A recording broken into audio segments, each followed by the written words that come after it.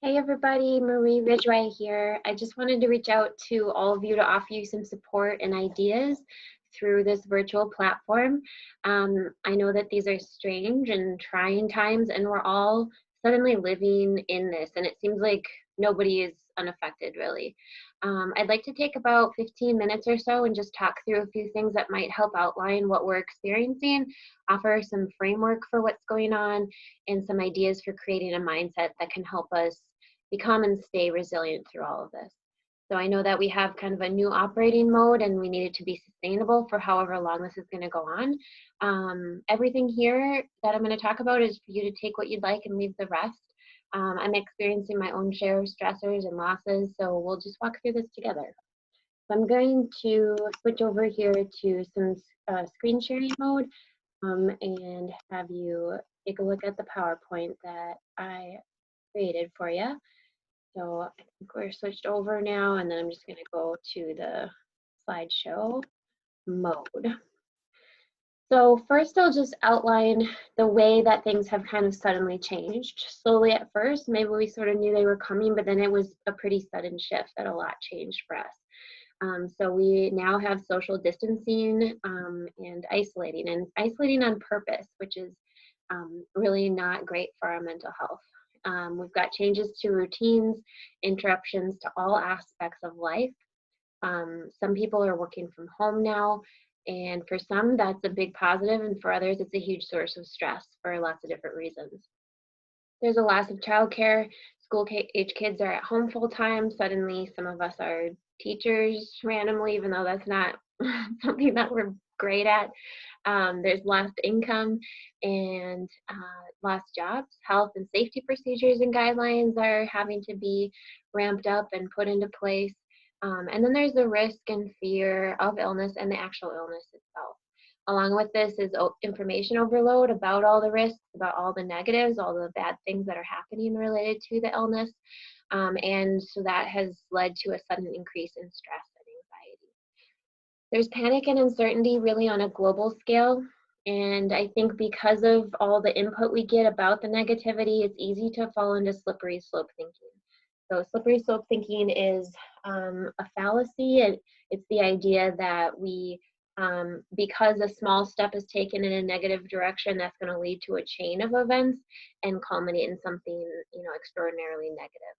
So not that bad things aren't going to happen and that they aren't happening already, but the idea is if we can kind of rein in our thinking to just knowing that we're going to cross each bridge if and when we come to it, that's a better way to kind of keep a good grasp on feelings of anxiety. Everybody's in this together. We've always been in this together as a whole, but we're really in this one all together and really need each other to get through it. So I want to talk about locus of control. In psychology, this is an idea that we have either an internal or an external locus of control. People who base their success on their own work and believe that they control their own life have an internal locus of control. And then others might attribute their success or failure to outside influences. And that would be an external locus of control.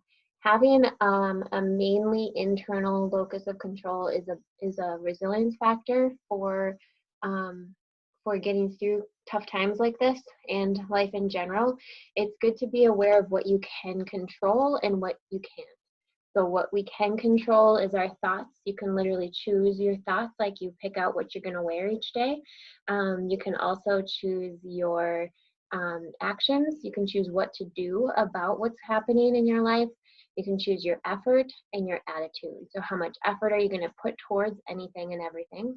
And then what is the attitude or the perspective you're going to take towards things? Outside of that, we certainly have influence on other people, things, and outcomes, but beyond that, everything else is out of our control. So really taking stock of what you can control, being accountable to what you can control, and then letting go of everything else as much as you can is the next kind of framework or mindset idea that I'm suggesting. So what do we have control of? And this is specific to just an example of working at home. So for some people, this is a big positive, like I said, and for others, it creates all kinds of stressors for lots of different reasons. So you can think of any area of your life and what you feel anxious about, and kind of go through the process of narrowing down what can you control in that area of life. As far as working from home, keeping regular hours as much as possible is good to keep up with any healthy routines that you have. Really prioritizing them in every context is important. Have certain areas of your home off limits to work, maybe bedroom, family room, and you might be extra productive at home without so many distractions. So pace yourself, be aware of taking a break every so often, get up and stretch, get outside as much as you can, get a glass of water, focus your attention elsewhere briefly, and you can be more productive overall. Those are actions you can take, and then the other three pieces of what you can control are things to consider for yourself as well. So mindset, I'm going to offer just a couple ideas about mindset.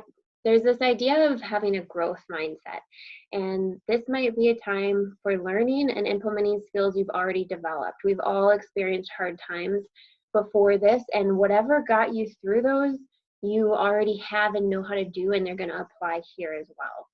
So you likely already have everything you need to get through this and do a great job getting through it. And if you think of it as an opportunity as well, down to that third point, you might even find this as being a time that can provide you the opportunity to take full advantage of something that's being offered, whatever that might be. Maybe it's extra time with your kids, or something you'd like to do with your time that you haven't been able to previously, all kinds of different things. Resilience and optimism. So optimism is certainly an important piece of resilience, and it's the belief that everything's going to turn out okay. It's that glass is half full thinking, and believing that at the end it's all going to turn out okay. The last one, I just like to bring up this idea of a roller coaster. So it can feel like there's this roller coaster we're on. You can feel like you're getting tossed around. You might be feeling sick to your stomach, but you can also choose, once you realize you're on the roller coaster, to get off of the roller coaster. It can be someone else's roller coaster. It can be just the roller coaster everyone is getting on and off of all day long, depending on how much you're caring for yourself and being aware of what's causing you to feel that roller coaster feeling.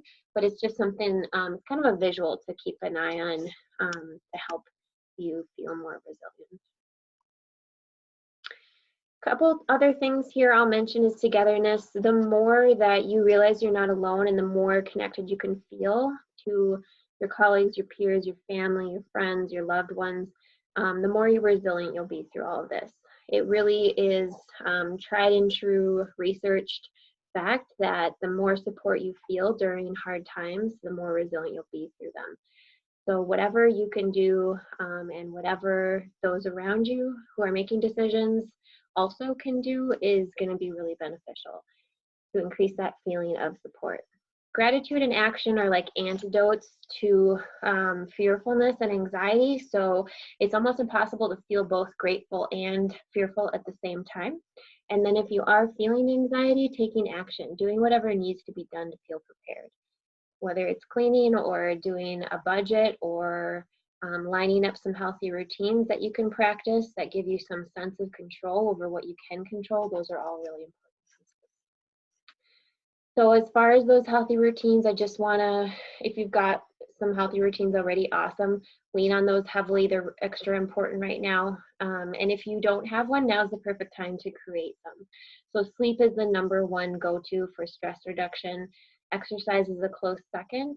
And then healthy food, hydration, nutrition, all of those things, including social connection that we've talked about, are going to help. Last thing I want to mention is breath work. This is in the moment, helpful breathing techniques. This is tactical breathing or box breathing. And the reason that it works is our breath is both voluntary and involuntary. So when we aren't thinking about breathing, our system will kind of do whatever it's going to do. And then your blood pressure might be up, your heart rate might be up, the information overload can be causing that systemic reaction of stress. But when you take over breathing, it's actually the only into that brainstem part of your brain. So if you take over breathing and you create a calm breath and a regulated breath, you're then going to calm your whole system. So box breathing is one option. This explains it here. You can inhale to 4, hold for 4, exhale to 4, and hold for 4. And then 4, 7, 8 breathing is a really good one for down regulating. So similar to box breathing, but you're going to inhale to 4, pause for 7, and exhale to the count of 8. And the length of that exhale is twice as long as the length of the inhale, because the exhale is really what down regulates your system. In the morning, if you're wanting to wake up, or the reason exercise can wake you up is that hard breathing, the extra large inhales are going to oxygenate your body and give you energy. The exhales are what calm your body down. That's something that you can do first thing in the morning throughout the day. If you notice that you're feeling anxious or fearful, you can certainly switch over to either of these breathing methods and hopefully get some relief right there on the spot. It doesn't take long, especially with the 4, 7, 8 breathing. So I hope that some of these ideas and strategies have been helpful for you. I want to just run through some options you have through your wellness program. We know that all of you, or most of you, are still out there in public every day and taking on risks, being out there and doing what still needs to be done. So we have been available to you, and we will remain available to you in person throughout all of this. We're considered an essential service as a healthcare provider, so we will happily meet with you in person for sessions, even over these next 2 weeks. We also have telehealth, and that is just video chatting. We've got a HIPAA compliant secure technology that allows us to just send you a link. You click on it, and you can open up a chat space that's secure to speak with us. As long as you're in a private space on your end, you've got complete confidentiality on our end and through that technology. So if you would like to do a session this way, we are happy to do that for you so that you don't have to postpone your care. We aren't able to do ART through video chats, but we're willing to meet with you, more than happy to meet with you in person for that. I'm offering a walk and talk option. If you'd like to meet up in person, but you don't want to meet at the office, we can choose a location and just take a walk for that same amount of time that we would have met in the office. You can still then have the in-person meeting, but in the outdoors where there's less chance of transmission.